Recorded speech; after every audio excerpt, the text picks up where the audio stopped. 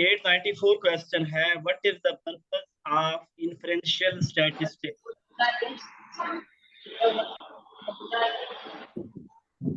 Inferential statistic का क्या purpose है? हमने दो पढ़ी थी, एक डिस्क्रिप्टिव स्टैट पढ़ी थी, एक इन्फ्रेंशियल स्टैट पढ़ी थी। डिस्क्रिप्टिव जो स्टैट होती है ये ओवरऑल जो पॉपुलेशन से डाटा लेती हैं, मीन, मोड, मीडियन, वेरिएंस निकालना, स्टैंडर्ड डेविएशन निकालना, रेंज निकालना, क्वार्टाइल निकालना, इसी तरह स्क्यूनेस की बात की थी और शेप्स वगैरह की बात की थी। ये जो इन्फ्रेंशियल स्टैटिस्टिक्स होती है ना, ये बेसिकली इन्फ्रेंस पता करने के लिए होती है कि क्या फर्क पड़ा है मेरी रिसर्च के अंदर डाटा लेने के बाद। सैंपल से लिए गए डाटा के ऊपर हम जो है वो इन्फ्रेंस कर रहे होते हैं।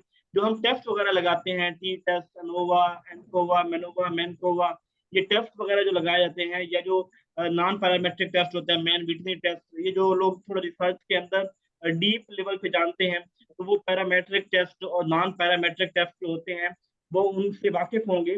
तो जो इन्फ्रेंशियल स्टैटिस्टिक के अंदर हम सारे टेस्ट अप्लाई कर रहे होते हैं, और टेस्ट अप्लाई होता है सैंपल से लिए गए डाटा के ऊपर, यानी सैंपल जो होते हैं उनके ऊपर अप्लाई होता है। तो इसका आंसर क्या हो सकता है कि इन्फ्रेंशियल स्टैटिस्टिक के अंदर क्या कर रहे होते हैं हम समराइज करते हैं। समराइज तो हम कर रहे होते हैं डिस्क्रिप्टिव के अंदर, to make inference about a population. उस पॉपुलेशन के ऊपर इन्फ्रेंस क्या उसके ऊपर असर हुआ है, उसकी प्रेडिक्शन क्या, आगे क्या फर्दर अप्लाई होंगी। टेस्ट हाइपोथेसिस नहीं है और ये कॉज एंड इफेक्ट रिलेशनशिप भी नहीं है, ठीक है। इन्फ्रेंशियल स्टैटिस्टिक्स के अंदर टेस्ट अप्लाई करते हैं, और ये इन्फ्रेंस के लिए होता है कि जो हमने सैंपल से डाटा लिया है, जो उसके नताइज हैं, उसको एक बड़ी पॉपुलेशन के ऊपर हम कैसे अप्लाई कर सकते हैं।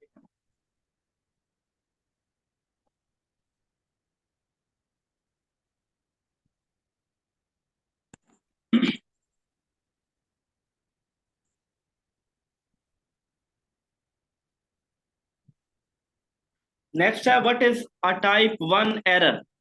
दो तरह के एरर की बात हमने की थी जब हमने रिसर्च पढ़ी थी, और एक होता है टाइप 1 एरर, एक होता है टाइप 2 एरर। मजीद मुझे उम्मीद है कि आप लोगों को पुराना कंसेप्ट क्लियर होगा, और मेरे ख्याल एमसीक्यूज के अंदर भी बात हुई थी।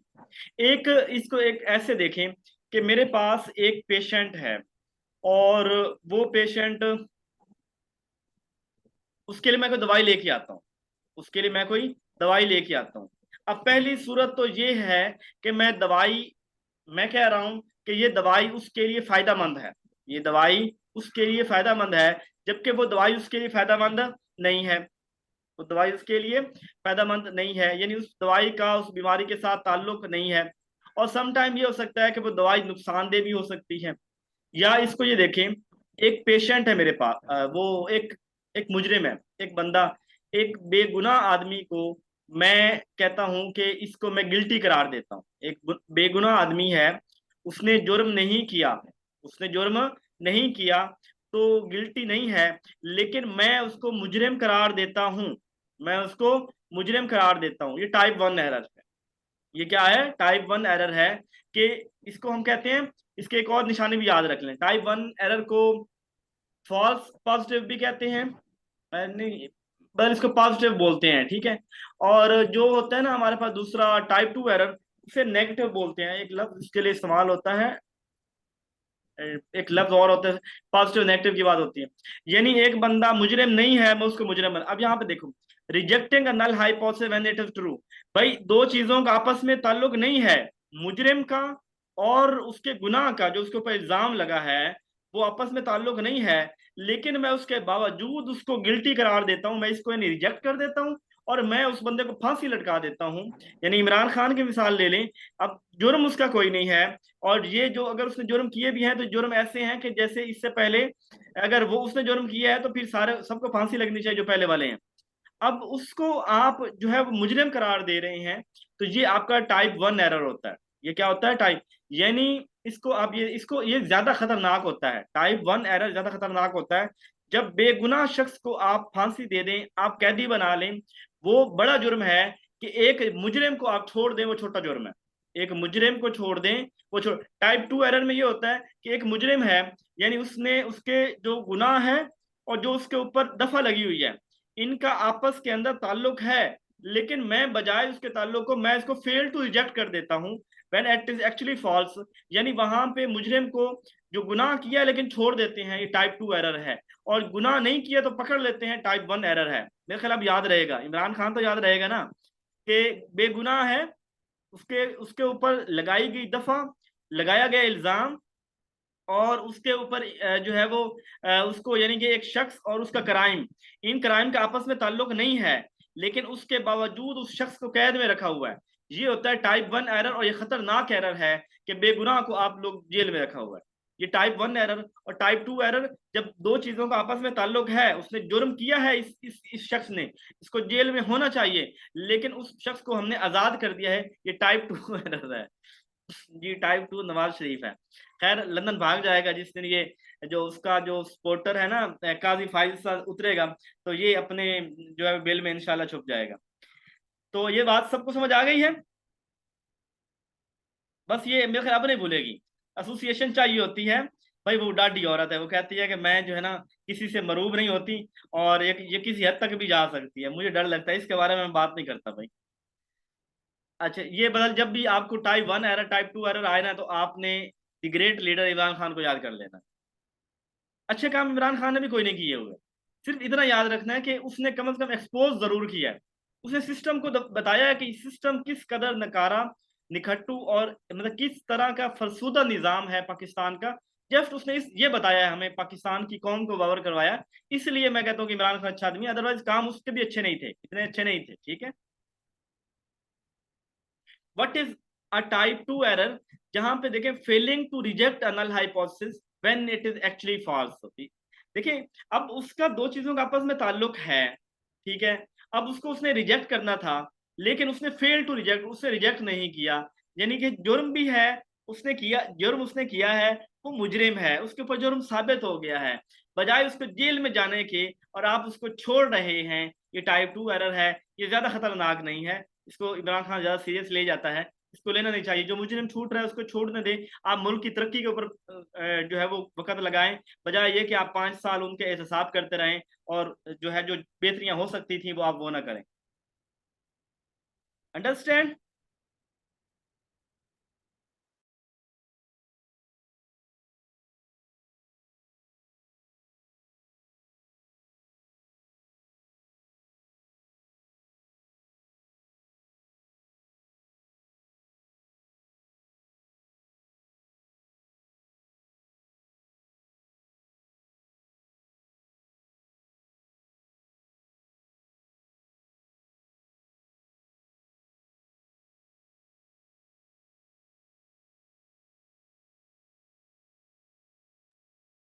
अब आवाज आ रही है? इंटरनेट डिस्कनेक्ट हो गया था, ठीक है, और उस वजह से करके जो है वो थोड़ी सी डिस्टरबेंस हुई है। अच्छा जी, what is longitudinal research design? Longitudinal research design क्या होता है? जब एक किसी शख्स से डाटा एक ही टाइम में ले लिया जाए, इसे हम कहते हैं क्रॉस सेक्शनल रिसर्च डिजाइन। जब किसी शख्स से, और कौन सा लास्ट वाला टाइप 2 एरर बताया तो है, वो इमरान खान वाला है। अच्छा, जो लॉन्गिट्यूडनल है, जब एक ही टाइम में डाटा लिया जाए, और क्रॉस सेक्शनल जो एक ही टाइम में, लॉन्गिट्यूडनल जब डाटा हम बार बार ले रहे होते हैं। सबको ऐसा ही है? आपको वीडियो शो हो रही है, वॉइस मेरी आ रही है?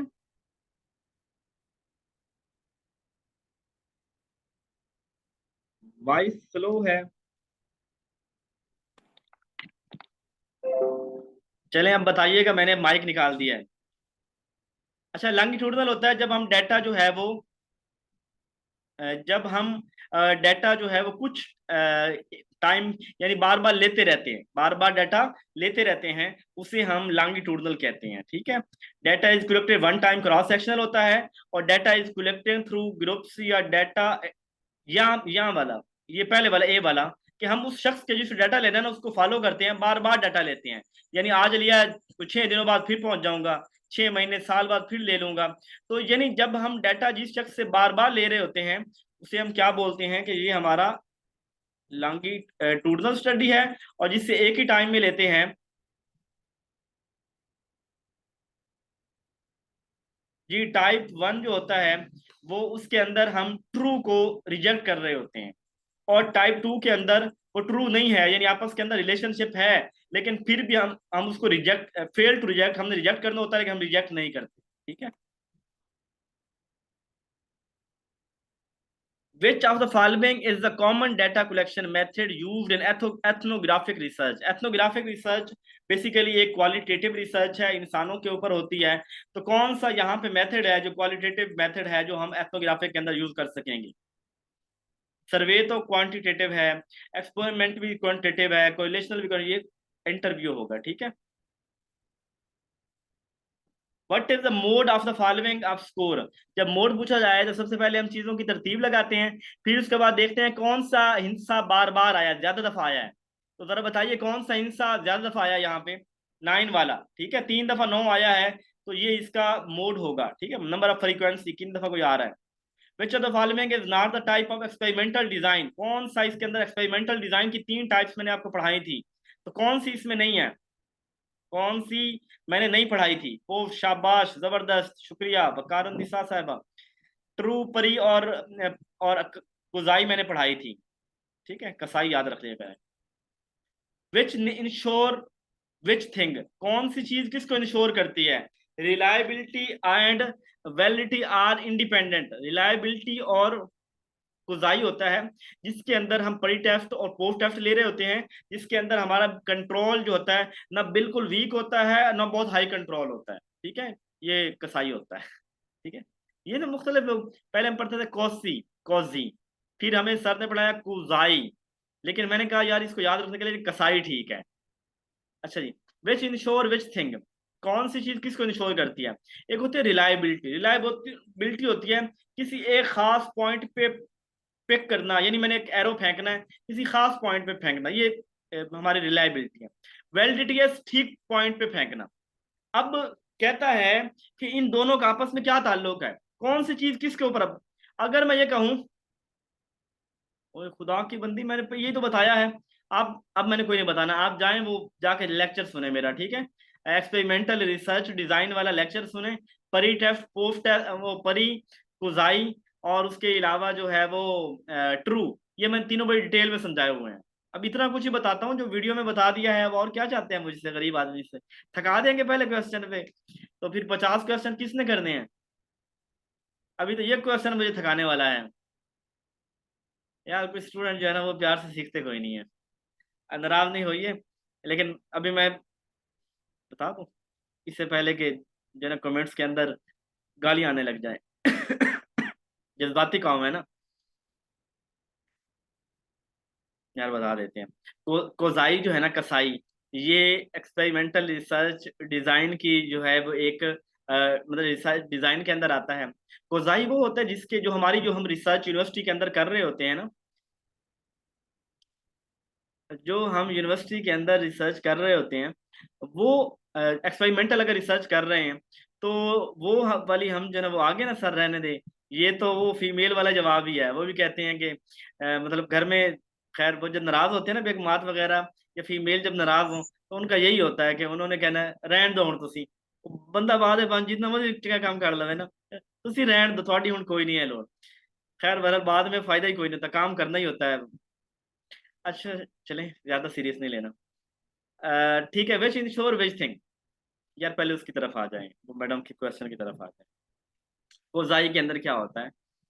कोजाई के अंदर ये होता है कि आप जब भी यूनिवर्सिटी के अंदर हम रिसर्च कर रहे होते हैं, एमफिल या मास्टर लेवल की एक्सपेरिमेंटल रिसर्च कर रहे हो, तो वहाँ पे जो है ना अ, हम प्री टेस्ट लेते हैं पहले, फिर बाद में पोस्ट टेस्ट लेते हैं। अब प्री टेस्ट के अंदर प्री टेस्ट और पोस्ट टेस्ट जहाँ पे हो, और फिर जहाँ पे कंट्रोल बहुत हाई भी नहीं होता बहुत कम भी नहीं होता, यानी हम प्री टेस्ट बगैर पढ़ाए ले रहे हैं, पोस्ट टेस्ट पढ़ाने के बगैर बाद ले रहे हैं, लेकिन बहुत ज्यादा हाई कंट्रोल नहीं होता कि बच्चों को पहले कोई ना पता हो चीजों का, फिर हम लें और फिर बाद में बच्चों को बिल्कुल जबरदस्त तरीके से पढ़ाया हो फिर हो, यानी ना लो कंट्रोल होता है ना हाई कंट्रोल होता है।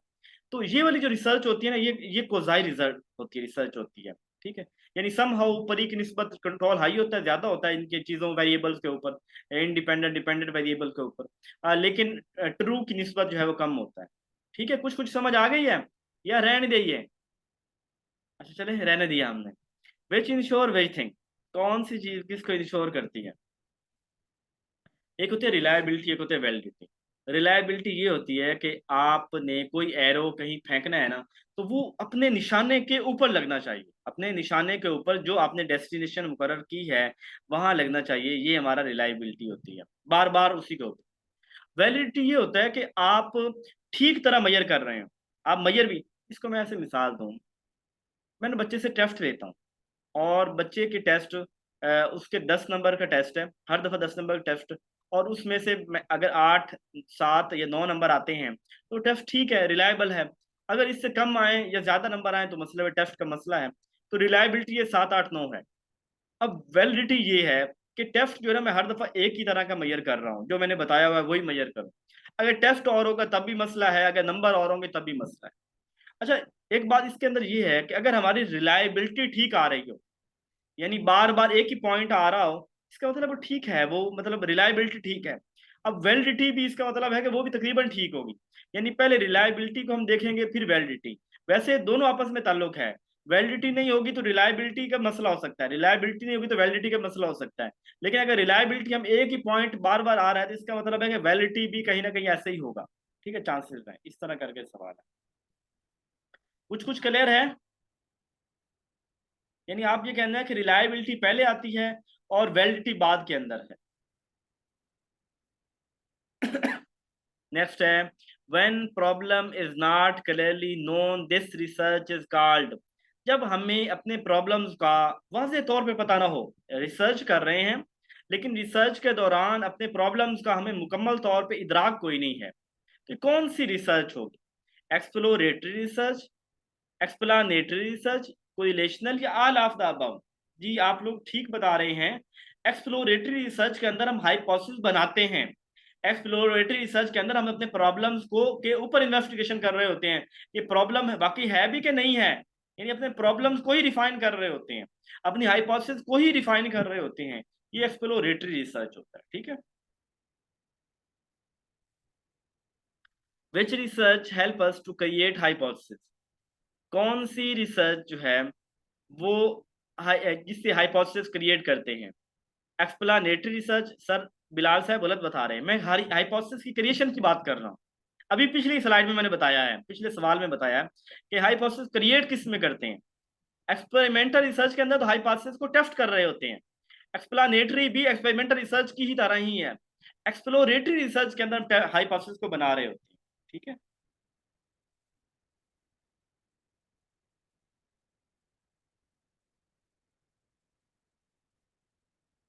Why we use pilot study.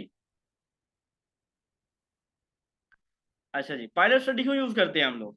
Feasible study, कि आया कि मेरी रिसर्च मुमकिन है कि नहीं है, मैं चेक करने के लिए ये इसके लिए करता हूँ, फिजिबल है कि नहीं है। एक्सपेरिमेंट करने के लिए basic research.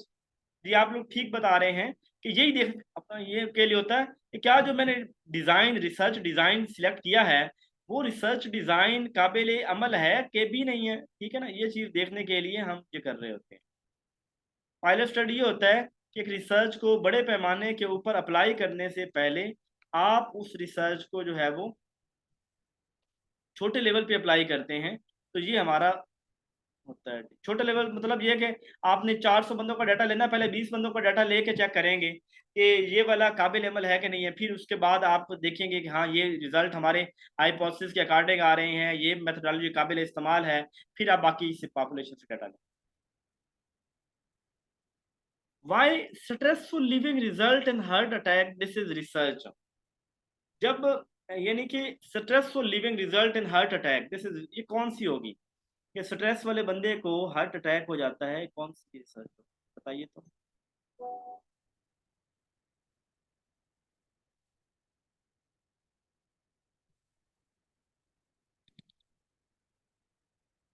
Ji, cause and effect correlation research.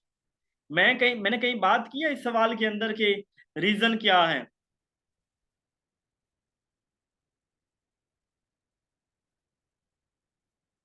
मैंने बात की है। वाई का मतलब क्या होता है? वाई का मतलब क्या होता है? वाई, जो लोग बी बताने वाले हैं तो क्यों का मतलब क्या होता है कि वो मैंने काज नहीं पूछा फिर। Why stressful living result heart attack. अगर तो मैं कहता कि स्ट्रेसफुल लिविंग एंड हार्ट का एसोसिएशन, आप हार्ट अटैक के एसोसिएशन की बात करता, उसके अंदर तो हम बात कर लेते कोरिलेशन रिसर्च की। यहाँ वाई का मतलब है तो काज एंड इफेक्ट होगा ना। वाई की बात हो रही है कि मैं वजह पूछ रहा हूँ, क्या क्यों वजह है, क्यों होता है अटैक होता है। तो काज एंड इफेक्ट की बात हो रही है ना, ये वाला काज एंड इफेक्ट होगा। ठीक है, थोड़ी समझ आई।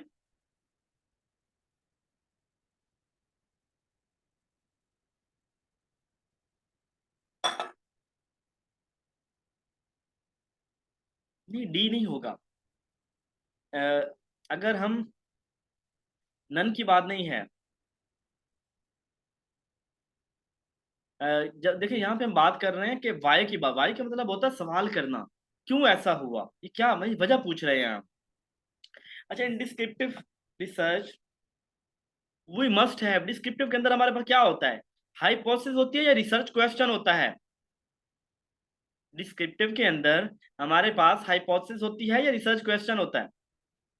जी बिलाल साहब कह रहे हैं रिसर्च क्वेश्चन होता है, बाकी क्या कहते हैं जी। बोथ, दोनों होते हैं। अच्छा जी, बोथ बी। देखें, जरूरी नहीं है। हाइपोथेसिस जो है ना वो सिर्फ होती है एक्सपेरिमेंटल रिसर्च के अंदर, बाकी कहीं हो सकती है कहीं नहीं। लेकिन जब डिस्क्रिप्टिव है ना, जो सर्वे वाली होती है, इसके अंदर रिसर्च क्वेश्चन होता है। मैं कहता व्हाई लिटरेसी रेट, जब देखिए जब एक्सपेरिमेंटल के अंदर तो मैं हाइपोथेसिस दूंगा, मैं कहूंगा लेक्चर मेथड से बच्चों की परफॉर्मेंस बेहतर होगी। मैं कहता हूं कि जो एक्सेस ऑफ ओजोन लेयर्स, जोन की शुआओं की वजह से कैंसर रेट बढ़ रहा है। मैं ये हाइपोथेसिस यहाँ तो दे रहा हूँ, लेकिन जब डिस्क्रिप्टिव होता है ना, सर्वे होता है, उसके अंदर मैं कहता हूँ कि why we know we need teacher training at college level. हम यहाँ पे why literacy rate is down at in Pakistan in फलान डिस्ट्रिक्ट। अब ये वाली चीज जो है ना, रिसर्च क्वेश्चन होता है। ठीक है, डिस्क्रिप्टिव के अंदर हमारे पास रिसर्च क्वेश्चन हुआ करता है। Data is taken from all population in, कहाँ, जब हम पूरी पॉपुलेशन से डाटा ले रहे होते हैं, उसे क्या बोलते हैं। मैंने अभी आपको बताया था कि जब हम बात कर रहे थे, जब हम बात कर, जी बिल्कुल आप ठीक कह रहे हैं। डिस्क्रिप्टिव रिसर्च के अंदर हम पॉपुलेशन से डाटा ले रहे होते हैं। ठीक है, यानी तमाम पॉपुलेशन जो भी हमारे फॉर एग्जाम्पल तमाम लेक्चर्स, तमाम टीचर्स, उनसे मैं डाटा ले रहा हूँ। यानी जिस तरह की मेरी स्टडी होगी डिस्क्रिप्टिव। इन्फ्लुएंशियल के अंदर हम सैंपल से डाटा लेते हैं। क्वालिटेटिव तो एक और चीज है ना। ठीक है, a research report has dash part. जो रिसर्च रिपोर्ट होती है इसके कितने पार्ट्स होते हैं। रिसर्च रिपोर्ट के कितने पार्ट्स होते हैं, जरा कोई नाम भी लिख दे, जो बताएगा साथ में नाम भी लिख दे। जी आपने ठीक बताया मैडम साहिबा, मैडम नाजिर साहिबा, जरा इसके नाम बता दीजिए। मेन बॉडी दूसरे नंबर पे या पहले नंबर पे कौन सा आएगा। जी, रिसर्च रिपोर्ट के तीन पार्ट्स होते हैं, शाबाश। चौथा, तीसरा क्या होगा। जबरदस्त, अपेंडिक्स भी कह सकते हैं, या इसको रेफरेंसेस कह लें तो ज्यादा होगा, बिब्लियोग्राफी रेफरेंसेस। ठीक है, यानी हमारे पास तीन पार्ट्स होते हैं रिसर्च के, जो हमारा थीसिस होता है ना। पहले होता है पर्लिमाइनरी पेजेस। पर्लिमाइनरी पेजेस उनको कहते हैं कि जिनके अंदर हमारे वो अप्रूवल वाला हो गया, हमारी आउटलाइन हो गई, हमारा टाइटल पेज हो गया, हमारा जो है ना सुपरवाइजर की शीट हो गई। ये सारी चीजें इसके अंदर, एब्स्ट्रैक्ट भी इसी के अंदर आ जाता है। जो होता है ना हमारा मेन बॉडी, जहाँ चैप्टर 1 से इंट्रोडक्शन से लेके चैप्टर 5 तक जो सारे हैं कंक्लूजन तक, वो हमारे आते हैं चैप्टर 2 मेन बॉडी के अंदर। और फिर उसके बाद जो रेफरेंसेस होते हैं, अगर हमने एक्सपेरिमेंटल रिसर्च किया है तो हमारे प्री टेस्ट पोस्ट टेस्ट उनके रिजल्ट्स वगैरह, वो चीज़ें वो होती हैं एट द एंड लगी होती हैं। अगर हमारी जो है क्वांटिटेटिव है, सर्वे है, तो फिर एड हम उसके अंदर जो है वो अपना जो क्वेश्चनेयर होता है वो लगाते हैं उसके एंड। और जिन लोगों से हमने अपने वो वैलिडेशन करवाई होती है अपने क्वेश्चनेयर की या अपने लेसन प्लान की, वो उसको हम जो है ना वो साथ में एट द एंड अटैच कर देते हैं। तो ये होता है। क्लियर सबको।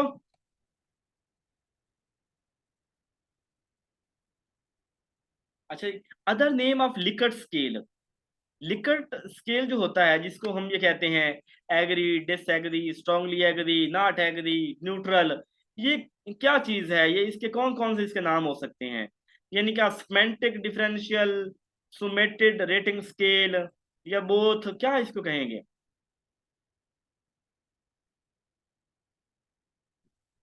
ये समानिक है, ये सिमेंटिक होना था, सिमेंटिक, सिमेंटिक होना। जी ये इसका आंसर बोथ है, ठीक है।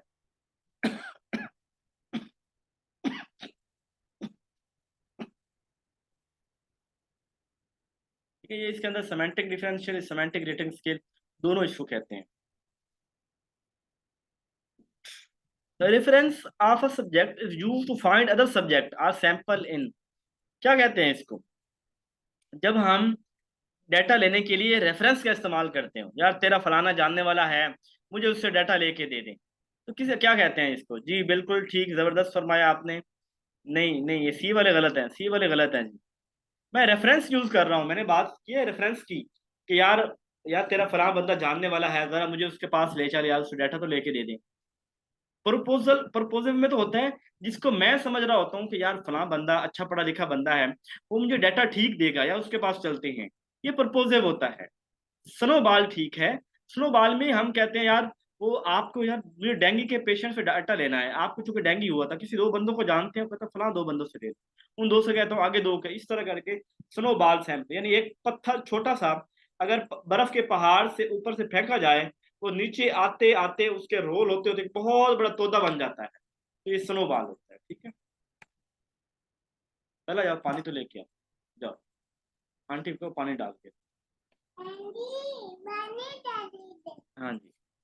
अच्छा जी, it is the condition or characteristics that occur because of independent variable effect of reward punishment. कौन सी चीज है जो इंडिपेंडेंट वेरिएबल के रिजल्ट के तौर पे हमें मिलती है? क्या चीज मिलती है? बड़ा बहुत ही आसान सवाल, ये को 10-20 फौरी आंसर आ जाने चाहिए।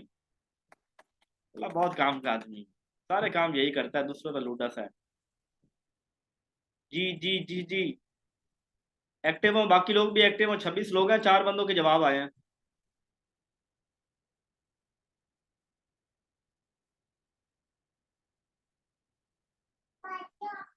पानी ले आओ। अच्छा जी, dash research involve the person और current status of the thing. जो किसी चीज की करंट स्टेटस या प्रेजेंट स्टेट की बात करते हैं, वो कौन सी रिसर्च होती है? जो आज के प्रेजेंट टाइम के प्रॉब्लम की निशानदेही करती है। शाबाश, कमाल हो गया जी, बच्चे तो बहुत लैक हो गए हैं जी। Causal comparative is an example of research by, causal comparative research किसकी एग्जांपल है? रिसर्च बाय मेथड की या रिसर्च बाय पर्पस की? जबरदस्त जबरदस्त, रिसर्च बाय मेथड की, ठीक है। रिसर्च बाय मेथड में पढ़ा था हमने एक्सपेरिमेंटल रिसर्च, हिस्टोरिकल रिसर्च, और क्या था, डिस्क्रिप्टिव रिसर्च था, और कोरिलेशनल रिसर्च था, काजुअल कंपैरेटिव रिसर्च था। तो ये रिसर्च बाय मेथड की टाइप है। Cognition and emotion are related to, cognition है हमारा दिमाग, और इमोशन है हमारा सेंस ऑफ अंडरस्टैंडिंग, या sense of expressing our self, तो ये हमारे इमोशंस है। इनका आपस में क्या ताल्लुक है? क्या इनका कॉग्निशन का कोई ताल्लुक नहीं है इमोशन के साथ? या मतलब इन दोनों, या इनका आपस के अंदर कुछ ना कुछ ताल्लुक है? जी ये दोनों आपस में इंटरलिंक्ड है, ठीक है। कॉग्निशन, आपका दिमाग और आपके इमोशन आपस में इंटरलिंक्ड है, ठीक है। वैसे इसका इंटरलिंक्ड अगर हो, तो ज्यादातर जो लोग होते हैं ना, ज्यादा ज़हीन लोग होते हैं, उनके इमोशनली तो वो स्ट्रांग नहीं होते, इमोशनली इंटेलिजेंट तो नहीं होते। खैर ये आपस में इनके इंटरलिंक्ड है, इनके दोनों का आपस के अंदर ताल्लुक है, ठीक है जी।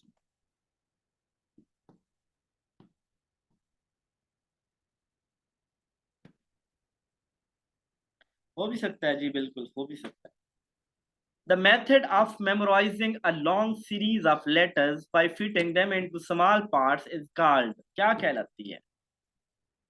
वाह, इसके ऊपर तो सारे जाग रहे हैं। चले, आसान सवाल भी होना चाहिए, पता तो चले कि दुनिया जाग रही है कि सोई हुई है। चला ऐसे ना है? पता चले जाग रहे हैं कि सोए हुए हैं सारे, सोए हुए हैं। अच्छा, what are the secondary agent of socialization? Socialization ये होता है जो बच्चे का जिनके साथ वास्ता पड़ता है, जो जिनके साथ खेलता है। तो सेकेंडरी कौन से हैं? हाँ, खेलता है कौन, किसके साथ वो खेलता है? प्राइमरी या प्राइमरी कौन से होंगे, सेकेंडरी कौन से होंगे? आपने सेकेंडरी बताने हैं। अब फैमिली जो होती है ना, प्राइमरी होती है। फैमिली क्या होती है? ये प्राइमरी होती है, यानी बच्चा पैदा होते साथ ही सबसे पहले अम्मा अब्बा दादा दादी, अब इनके साथ उसका ताल्लुक बिल्ट होता है। तो ये वाला जो है ये फैमिली वाला, ये तो अब सेकेंडरी होगा नहीं। दूसरे वाले में फैमिली आ रहा है, ये भी नहीं होगा। स्कूल एंड रिलीजियन, ठीक है। स्कूल भी सेकेंडरी एजेंट है, बच्चा स्कूल जाता है बाद में या थोड़ा बड़ा होके जाता है, और स्कूल डायरेक्ट इन्फ्लुएंस नहीं करता। और रिलीजन, उसका मजहब भी, ये भी बाद में आता है। ठीक है, ठीक है, समझ आ रही है? पक्की बात है। Sensitive period of acquiring languages. Sensitive period of acquiring languages क्या होता है? कौन सा पीरियड जो होता है बच्चे का, ये लैंग्वेज को सीखने का सेंसिटिव पीरियड है? जी बताइए जरा। अडोलसेंस, जवानी के अंदर, अर्ली चाइल्डहुड, प्री चाइल्डहुड, या अडल्टहुड? गार्डियन जो है, इसको आप कह सकते हैं जहरी गार्डियन को हम समटाइम कह रहे होते हैं ना कि अम्मा अब्बा फौत हो जाए तो वो, या कोई इन दोनों में अब्बा फौत हो जाए तो अम्मा को गार्डियन बना देते हैं। कोई घर का फर्जी होता है तो तकरीबन यही होता है। बेटा रख उधर, बंद करें, जिप बंद करें। ये जो है ना, मेरा ये ख्याल है परी चाइल्डहुड जो है ना, इसके अंदर लैंग्वेज, यानी आप देखें जो इन्फेंसी एज होती है ना, वो होती है 2 साल तक। 2 साल के बाद यानी 5 साल तक हम परी चाइल्डहुड में काउंट करते हैं। अब 5 साल तक बच्चा लैंग्वेज के अंदर बहुत सी चीजें सीख रहा होता है, ठीक है। तो परी चाइल्डहुड इसका ठीक आंसर है।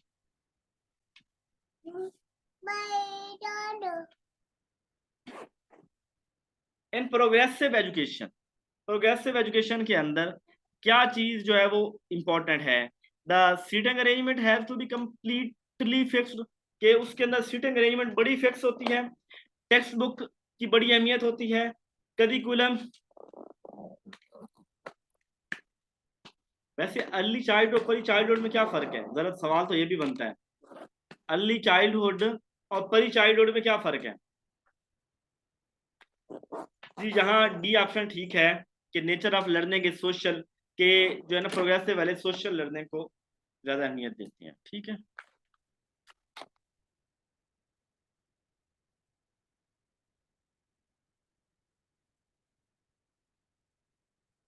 ये पिछले सवाल का जवाब जो है ना, ये परी चाइल्डहुड और अर्ली चाइल्डहुड मतलब तो दोनों का सेम ही होता है।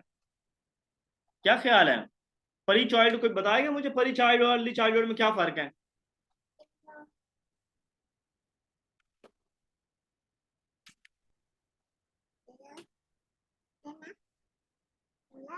दोनों ही हो गए, बल कोई हो तो फर्क बताइएगा। Who is known as the father of differential psychology? Differential psychology का फादर कौन है?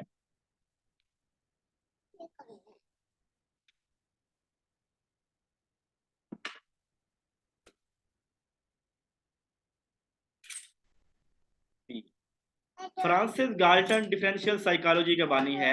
ये मैंने पहले भी आपको इसके बारे में पढ़ाया था।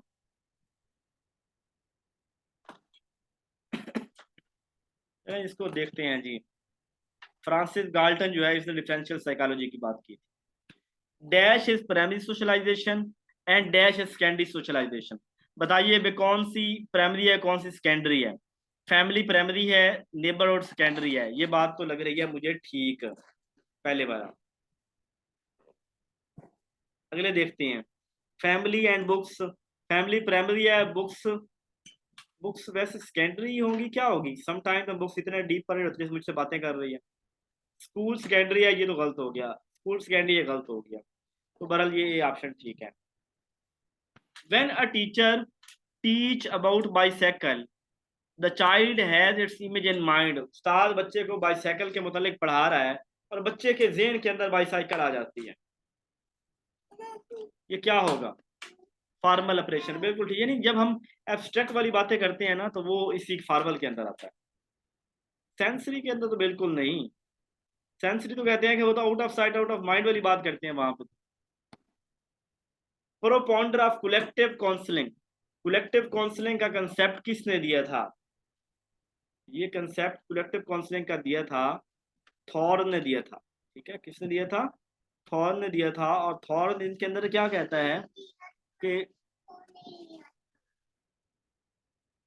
group therapy where people with similar problems share experience and learn from each other। बड़े बड़े प्रॉब्लम्स के मुतालिक जो है ना, वो उनके उनके उसके मुतालिक काउंसलिंग करना इकट्ठे करके, यानी बहुत से प्रॉब्लम इकट्ठे करके उनकी काउंसलिंग करना। तो ये हम थॉट ने दिया था, इसको हम कहते हैं कलेक्टिव काउंसलिंग। ठीक है।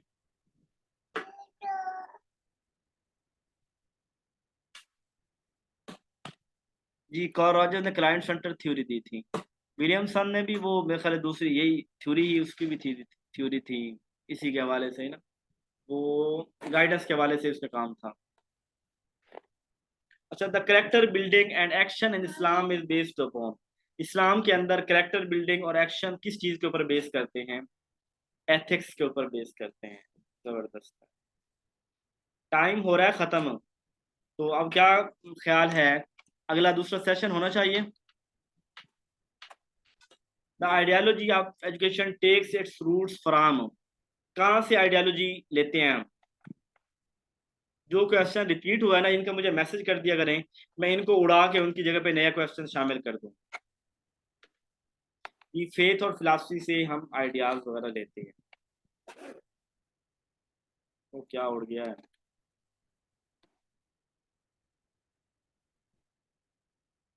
अच्छा, मौलाना शिबली नुमानी ने कौन सी दी थी? नदवतुल उलमा। नदवतुल उलमा शिबली नुमानी की तरह 94 में बनी थी, 98 में फाल हुई थी। ठीक है, शिबली नुमानी। चले, ये अब टाइम खत्म हो रहा है, और क्या करें, 50 सवाल हो जाना चाहिए, 25 सवाल और हो जाने चाहिए।